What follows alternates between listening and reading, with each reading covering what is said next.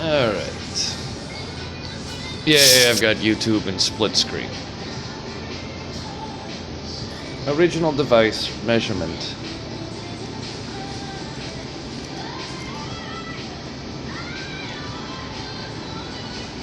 In rotation alternating field. As you can see, anything like this that causes an inversion is a third-party electromagnetic source.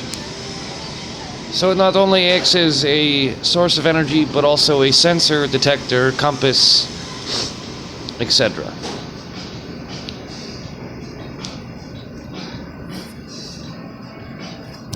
In the meantime, it looks like YouTube might have to sue LG for dual screen because I can bypass YouTube Prime or whatever they call this. Don't even need it. Boom. Split screen. Anyway, should about do it.